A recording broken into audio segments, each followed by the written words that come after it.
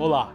O programa Em Discussão Especial de hoje vai falar um pouco das alterações cerebrais que podem ajudar a identificar crianças e jovens em risco para a depressão. Este estudo faz parte do projeto Conexão. Para falar um pouco deste assunto, eu recebo aqui nos estúdios da Rede Alesp o Dr. Pedro Pan, psiquiatra e pesquisador do Departamento de Psiquiatria da Unifesp, e a doutora Cíntia Belangero, professora adjunta do Departamento de Morfologia e Genética da Unifesp. Sejam bem-vindos à TV Alesp. Vamos começar contando o que é o Projeto Conexão. Obrigado, Guga. Obrigado pelo convite. Nós então temos esse projeto de pesquisa que começou há mais ou menos 10 anos. Ele começa como uma base de fomento a partir dos Institutos Nacionais de Ciência e Tecnologia, que é uma junção da FAPESP, aqui do estado de São Paulo, com o CNPq e a CAPES. E é um projeto de pesquisa, então, em que nós seguimos mais de 2.000 crianças. Quando tinham 9 anos, a gente iniciou esse segmento, fomos para mais de 50 escolas aqui em São Paulo, e também metade dessas escolas em Porto Alegre.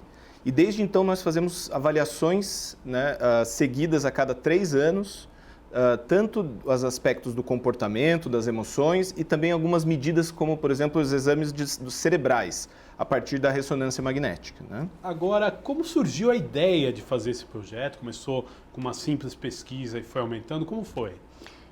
Então, esse projeto é uma iniciativa de 3 universidades, 3 grandes, importantes universidades aqui do Brasil, a USP de São Paulo, a Universidade Federal do Rio Grande do Sul e a Universidade Federal de São Paulo. Então, a ideia veio do interesse de se estudar a trajetória do neurodesenvolvimento dessas crianças. Então, entender como é que o cérebro se desenvolve ao longo do tempo, entender como é que essas crianças, então, evoluem ao longo do tempo, entender como é que é o comportamento e as emoções dessas crianças ao longo do tempo. E, para isso, se formou uma grande equipe multidisciplinar com médicos, psicólogos, geneticistas, para tentar entender conjuntamente como que o cérebro funciona.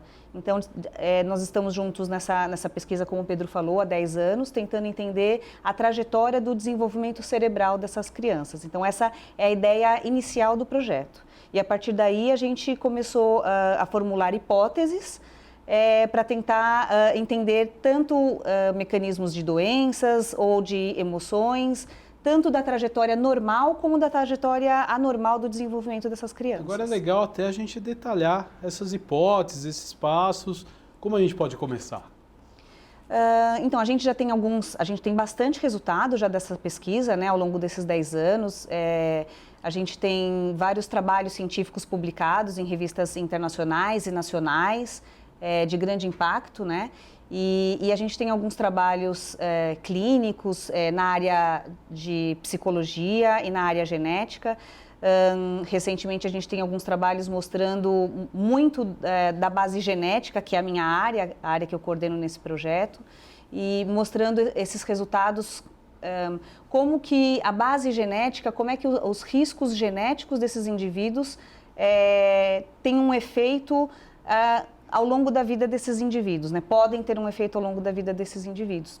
Então, a gente já mostrou recentemente, por exemplo, que a base genética desses indivíduos podem ter um efeito sobre a depressão. A gente publicou esses resultados recentemente, mostrando, inclusive, que essa base genética ela pode interagir com alguns fatores ao longo da vida, como, por exemplo, os maltratos, né?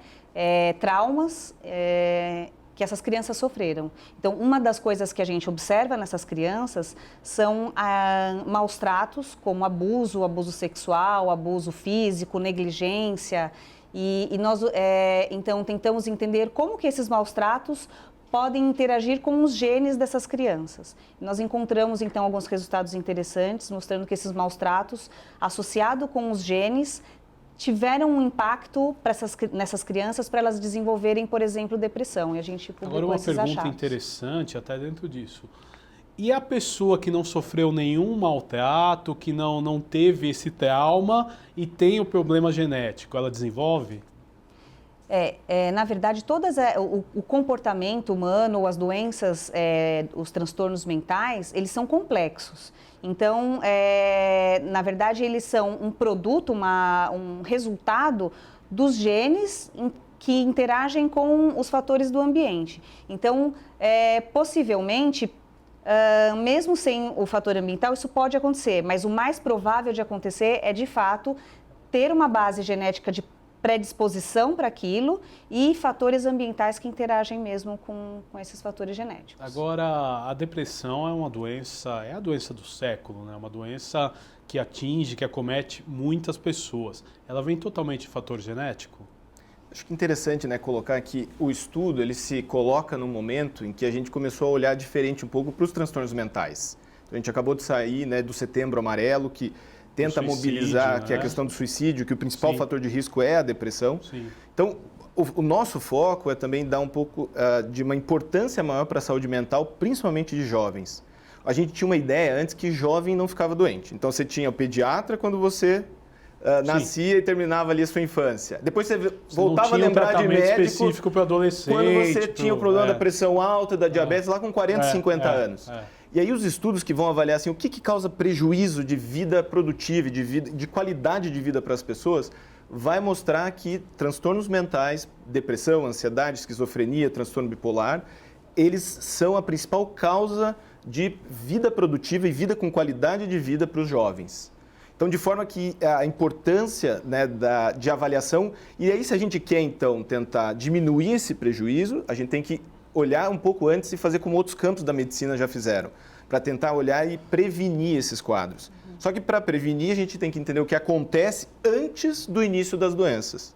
E para isso que a gente desenvolveu essa corte. Nós começamos a seguir as crianças no final da adolescência, a maior parte não tinha nenhum quadro, e aí depois, conforme a gente foi avaliando, fazendo essas avaliações seriadas, nós conseguimos olhar para trás e entender o que tinha acontecido no ambiente e no cérebro desses jovens como forma de gatilho para desenvolver o quadro de depressão, né? Agora, e é uma interação complexa, de fato, né? Um quadro interessante, até para a gente fazer uma analogia, que é importante, saímos do mês do Setembro Amarelo, que é o mês de prevenção ao suicídio, e esse índice de suicídio aumenta muito entre os jovens, entre as crianças, entre os adolescentes e também a depressão. Por que acontece isso? Hoje é tão alto esse índice. Então, acho que uma das questões para exemplificar isso que eu acho bastante interessante, quando a gente olha para os dados de mortalidade de todas as doenças, ou da maior parte das doenças, câncer, doenças cardiovasculares, infarto, acidente vascular cerebral, nos últimos 20, 30 anos, a mortalidade de todas caiu. Mas para depressão e suicídio em particular, que é uma das principais, piores consequências, a curva está no mínimo igual. E para uma faixa em específico, há estudos mostrando, essa faixa, né, dos 10 aos 25 anos, que você tem um discreto, inclusive, aumento. Então, a gente ainda não conseguiu fazer o que a gente fez em outras áreas da medicina, que é essa tendência de melhorar os prognósticos, melhorar o que a gente pode fazer com relação à doença. Hoje, quando a gente identifica mais, a gente consegue sim mudar o prognóstico. Então, quanto mais cedo eu identifico um caso de depressão, quanto mais cedo eu começo o tratamento, menor a chance disso evoluir para uma cronicidade ou para aquelas coisas que a gente não quer que aconteça, que o jovem saia da escola, que o jovem adulto pare de trabalhar, né? Ou que eventualmente aconteça aquilo que é a pior situação, que é o suicídio. Por que aumentou? Isso ainda é uma coisa que a ciência está se debatendo para entender. Será que tem novos fatores de risco que não tinha antigamente? Ou será que, na verdade, de fato não aumentou? A gente só está identificando melhor. Para suicídio, há uma evidência de que há, sim, de fato, um aumento. Com depressão, isso ainda é uma dúvida. A nossa percepção, eu acho que a percepção de todos é que há, sim, um aumento. O que nós precisamos agora é caminhar para entender quais são esses fatores de risco, né? Agora, voltando ao projeto, como foram feitas essas pesquisas? Quais os métodos que vocês usaram? Como funcionou? Porque são 10 anos de trabalho, né? São 10 anos de trabalho, são muitos pesquisadores envolvidos, como eu falei, são 3 universidades, são 3 grandes universidades envolvidas e uma equipe multidisciplinar envolvida. Importante até citar as universidades. A Universidade Federal de São Paulo, a USP de São Paulo e a Universidade Federal do Rio Grande do Sul. Então, são essas 3 universidades em conjunto trabalhando. As crianças que são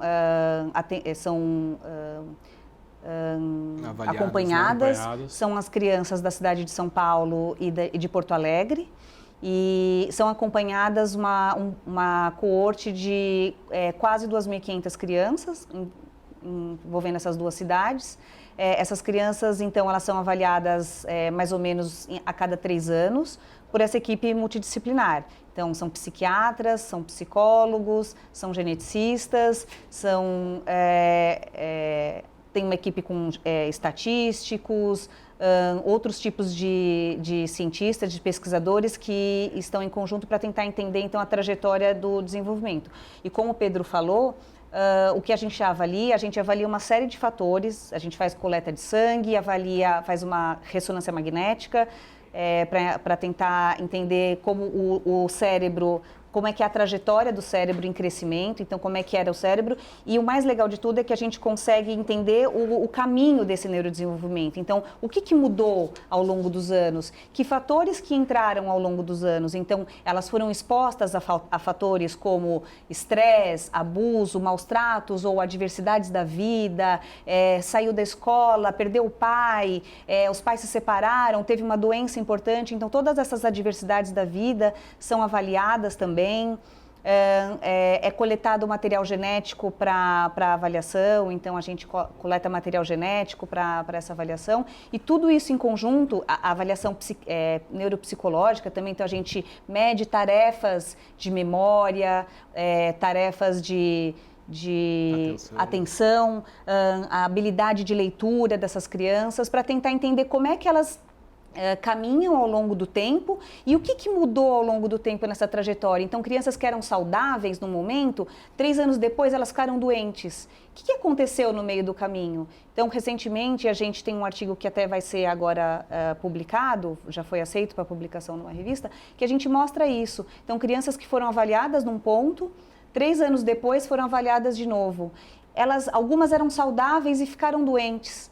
O que aconteceu no meio do caminho? Que alterações do ambiente apareceram que puderam contribuir para o aparecimento dos sintomas dessas crianças. Então, a gente avalia essa trajetória, avalia alterações no DNA, avalia alterações em torno do DNA, para tentar entender o que mudou e por que é que talvez isso tenha contribuído para essas crianças terem ficado doentes ou terem apresentado sintomas de transtornos mentais. E quais os principais casos que vocês viram no fator, né, de ambiente, entendeu? Quais os tipos de trauma que essas crianças passaram? A gente avalia tanto o que a gente chama de trauma propriamente dito, né? Então, a gente avalia alguns tipos de trauma, quanto abuso sexual, abuso físico ou negligência, que é a falta de cuidado, né? A negligência física, por exemplo. Como também a gente avalia não trauma propriamente dito, mas também adversidades da vida, como eu falei. Então, se a criança passou por situações como perdeu bullying, a casa numa enchente. Perdeu a casa numa enchente, ou os pais se separaram, ou teve um luto importante na família. Então, a gente avalia tanto esses tipos de fatores ambientais, que a gente chama de trauma, como essas adversidades da vida que todos nós estamos sujeitos a acontecer. E nós medimos esses fatores. E depois associamos com o aparecimento de sintomas, tanto sintomas de transtornos mentais, como também com habilidades de memória, tarefas de escrita, de leitura e outros tipos de habilidades, ou até mesmo de QI e outros tipos de habilidades cognitivas, e tentamos mostrar a interação entre essas habilidades, essas funções, o DNA e esses sintomas psiquiátricos. E nesse sentido tem um outro aspecto que é muito interessante, que é a possibilidade de olhar para o outro lado, que é entender aqueles que foram submetidos a algum tipo de estresse durante a vida, esses eventos de vida estressantes, e entender aqueles que foram resilientes, que não desenvolveram os sintomas ou não desenvolveram um sofrimento psíquico. A despeito... Mesmo com o estresse. Então, nós temos essa possibilidade também de entender os fatores de risco e, principalmente, também os fatores de proteção. Porque nós entendemos que, identificando fatores de proteção, daqui para frente nós vamos poder fortalecer esses fatores de proteção.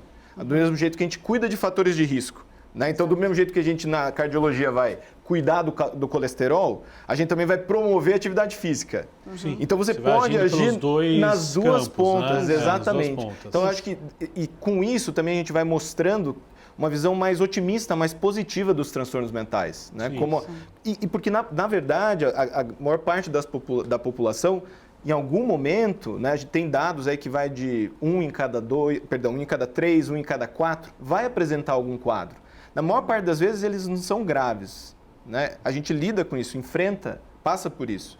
Mas na nossa cabeça ainda está muito forte aquela ideia do caso grave, do caso crônico. Então, um dos nossos objetivos, enquanto comunicar isso para a sociedade, é mostrar que dá para enfrentar, que o estigma atrapalha, mas se a gente diminuir, a gente vai entender que né, transtorno mental está aqui, está comigo, está com a pessoa da minha família, está com a pessoa que eu amo e a gente consegue ter qualidade de vida mesmo com isso. O que não dá é para, com esse nível de estigma, isso continuar assim, né, guardado lá, escondido. Como acontecia também, vamos pensar assim, de novo, eu vou trazendo essas comparações, né? Mas, por exemplo, há 20, 30 anos, se a gente pensar em câncer de mama, a gente sabe que isso era um tabu para as famílias. Né? A mulher que tinha um câncer de mama, muitas vezes escondia, os tratamentos evoluíam, né, com cirurgias muito agressivas. E isso era um tabu dentro da família. Hoje a gente está no Outubro Rosa. Então a gente pode falar abertamente, diminuir o estigma. Sim. Diminuindo o estigma, mais mulheres buscaram o diagnóstico. Quanto mais informação, menos preconceito. Né? Quanto mais acontece. Quanto mais informação. Sobre essa questão, eu acho que também lembrei de um resultado interessante que a gente publicou no começo desse ano, sobre o tipo de estresse, o tipo de trauma. Né? Então, o que nós encontramos, que foi um achado interessante para a literatura, a gente até publicou numa revista britânica, é que o tipo de trauma importa. Então, nós encontramos que se o trauma, a situação que aquela criança viveu foi relacionada a algum tipo de ameaça contra ela tinha mais chance de desenvolver alguns sintomas que atrapalhavam a vida. Ao passo que, de repente, alguns traumas que não envolviam ameaça não apresentavam o mesmo efeito. Então, por exemplo, bullying. Sofrer bullying é um trauma que está muito relacionado com sofrer algum tipo de ameaça, você se sentir ameaçado. Então, esse foi um tipo de trauma que a gente marcou lá, entendeu e conseguiu mostrar com o passar do tempo que aumentava muito a chance de problemas de saúde mental. Né? Agora, vamos pegar um exemplo bem didático para o telespectador da TV Live. Você tem duas pessoas que passam pelo mesmo trauma. Então, vamos supor, perdeu um parente próximo, o cara perdeu o emprego, de repente teve a casa atingida por uma enchente. As duas pessoas. A pessoa que tiver um gene melhor, ela vai absorver isso melhor, porque as duas vão estar em péssima situação, isso é óbvio. Sim. Mas o fator genético vai influenciar? Sim, o fator genético vai influenciar ou pode influenciar. Então, existem vários genes, já tem vários trabalhos que mostram que tem genes relacionados ao que o Pedro mencionou, que é a resiliência. Então, pessoas que passam pela mesma ou semelhante trajetória ou estão sob o mesmo efeito de fatores ambientais, elas têm reações diferentes ao mesmo tipo de trauma, porque algumas são mais resilientes do que outras. Então, a base genética ela é diferente e isso torna você mais suscetível ou menos suscetível a desenvolver um transtorno mental. Isso, os estudos nos mostram isso. Agora, Jack, pode complementar. Daí que eu acho que é interessante também complementar que às vezes a gente tem uma ideia da genética como algo muito estanque, né? Assim, alguma coisa que... E também, acho que muitos estudos recentes vêm mostrando assim, o quanto a gente pode mudar alguns desses fatores. O DNA está lá, nós nascemos com ele e vamos morrer com ele, né? O mesmo. Mas dependendo de como a gente ativa determinados aspectos desse DNA, então eu posso promover fatores que vão ativar, né, de uma forma mais saudável e me proteger de determinados riscos, da mesma forma que alguns comportamentos atrapalham. Então, por exemplo, tabagismo. A gente sabe que tabagismo ativa de um jeito ruim determinados riscos funciona mais ou menos assim, não é? Exatamente. E eu acho que esse é um dos focos do projeto Conexão. É pensar em estratégias de prevenção. Então, se a gente conhecer bem os fatores genéticos de risco e entender bem os fatores ambientais também de risco, a gente pode, num futuro, ainda não agora, no momento não, mas a gente pode, no futuro, formular estratégias de prevenção, que é o que o Pedro está falando. A gente conhecendo nossos fatores genéticos de risco, depois a gente pode pensar em formas de, não tem como modificar o DNA, mas a gente pode tentar modificar os fatores ambientais para tentar modular esses fatores genéticos de forma que essa pessoa possa ser beneficiada de forma a não desenvolver esse transtorno mental no futuro. Sim. Agora, assim que diagnosticado no estudo o problema, como vocês fazem o tratamento? Então, os jovens, né, antes eram crianças, né, todos envelhecemos juntos, né? Sim. Então, a gente faz um encaminhamento, né, para o tratamento dentro da rede. E daí, nesse sentido, eu acho que é importante também ressaltar alguns dados que vêm aparecendo, né, do nosso estudo. E esse encaminhamento é feito um segmento, né? Justamente o segmento do próprio estudo vai nos mostrando quem de fato conseguiu e quem não conseguiu o atendimento, né? O que a gente sabe, o que a gente mostrou lá na primeira fase, né? Então as crianças tinham de 6 a 12 anos, em média mais ou menos 9 anos. Então estavam ali nos primeiros anos do ensino fundamental.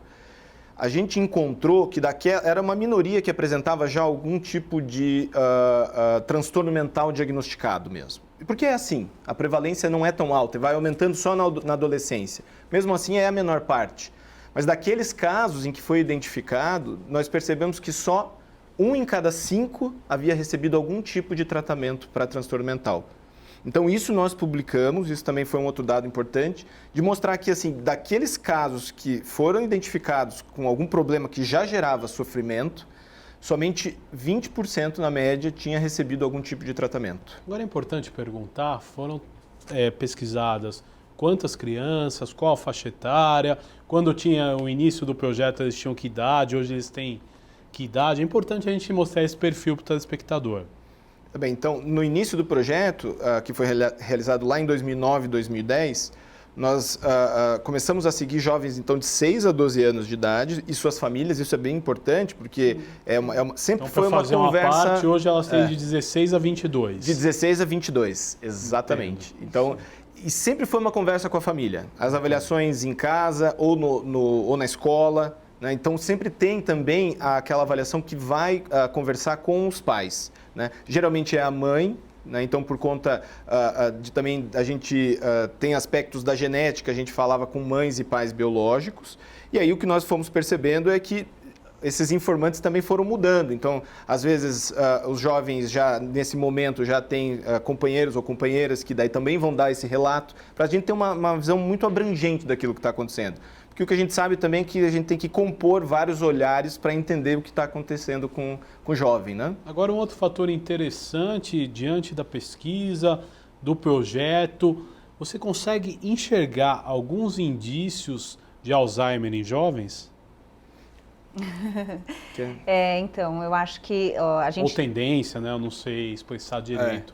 A gente publicou recentemente 2 artigos relacionados a isso. Na ideia, a gente não teve em nenhum momento a pretensão de diagnosticar Alzheimer e nem de imaginar que a gente está fazendo um diagnóstico precoce disso. O que a gente conseguiu com esses trabalhos é extrair alguns genes que estão relacionados com tarefas de memória, que é uma habilidade que está comprometida no Alzheimer. Então, a gente avaliou a suscetibilidade, o risco genético de um prejuízo de memória e não do Alzheimer propriamente dito. Então, a gente conseguiu avaliar isso nessas crianças, que hoje já são adolescentes ou jovens, né? E a gente observou que esses jovens que tinham um risco aumentado, um risco genético aumentado, elas também tinham uma pior desempenho na memória e algumas habilidades cerebrais relacionadas ao funcionamento do cérebro de uma forma geral. Mas não em nenhum momento tentamos detectar ou diagnosticar precocemente o Alzheimer. Isso não é possível, né? E nós entendemos que não será possível também tão cedo identificar Alzheimer. Por outro lado, depressão, a nossa ideia quando a gente avalia lá o cérebro... ter o prisma completo. Já tem, porque na verdade o pico de incidência da depressão já começa a aparecer entre 15 e 20 anos. Então quando a gente olha para o cérebro com 12, 11, ali a gente quer sim buscar marcadores precoces. Ainda não conseguimos no nível de cada pessoa, né, olhar lá para o cérebro e falar assim, olha, tem um risco maior, então vamos começar a fazer mais atividade física, vamos incentivar atividades sociais. Né? Então, esse é o caminho, por exemplo, para a depressão, para a ansiedade. Com Alzheimer, eu acho que a mensagem que a gente encontrou em termos de resultado que pode ficar, que eu acho interessante, que é assim, a memória é uma função que nós temos desde a infância. Lá no futuro, se ela estiver muito prejudicada, a gente vai ter o Alzheimer. Mas na infância, a gente já tem que pensar que a gente precisa cuidar de memória. Né? Traz uma ideia de que cuidar do nosso cérebro pode começar muito cedo, mesmo se a gente estiver pensando em cuidar do cérebro quando a gente for lá na frente, lá na melhor idade, né? E mesmo na infância, essas crianças elas já têm um prejuízo na memória, nas tarefas de memória, elas já apresentam, essas crianças que têm um risco genético, desde a infância elas já têm um pior desempenho nessas tarefas. Então abre um espaço, de repente, para entender melhor como isso funciona e aí, num futuro, tentar buscar esse fortalecimento das vias de proteção, por exemplo. Né? Vamos estimular um determinado marcador que seja de proteção, estimular a saúde, cuidar, isso acho que, de novo, traz um pouco dessa ideia que a gente precisa cuidar muito cedo da nossa saúde e da nossa saúde do cérebro também, se a gente quer lá na frente chegar bem. Então, chegando nos momentos finais do nosso programa, eu gostaria que vocês deixassem aí para o telespectador da Rede Alesp quais os próximos passos do projeto, o que vocês pretendem a partir de agora. Bom, o nosso projeto continua em andamento, a gente ainda está concluindo a terceira fase de segmento desse projeto. Acho que a mensagem é que a gente quer continuar fazendo pesquisa, enquanto a gente tiver financiamento, fomento e energia e disposição, a gente vai continuar seguindo essas crianças, é o nosso desejo, e construindo um grande quebra-cabeça, porque estudar a trajetória do cérebro não é algo fácil, mas o nosso desejo é que a gente continue construindo um melhor entendimento do funcionamento cerebral nos próximos anos. O que eu acho importante é primeiro colocar que todos esses participantes são voluntários de pesquisa. Né? Então, a pesquisa a gente constrói dessa forma. Né? Tem esse segmento, mas o principal benefício para esses participantes é, de fato, poder ser como voluntário, ajudar no desenvolvimento desse conhecimento. Então, sem dúvida, tem esse agradecimento para todos que participam de forma voluntária. E acho que esse incentivo, que é algo que acontece em outros países, né, de participar de pesquisas, participar voluntariamente de pesquisas, porque isso, de fato, fomentou a ciência e os grandes achados que a gente se beneficia até hoje vêm de estudos em que houve voluntários de pesquisa. Então, acho que essa é uma cultura que tem muito fora do Brasil que a gente não tem tanto aqui. Então, fica um agradecimento, né, a todos os participantes, todas as mães, né, que lá no começo, né, de alguma forma também gastaram o seu tempo, né, colaboraram com a pesquisa e, sem dúvida, nós vamos continuar tentando fazer essa busca, esse segmento.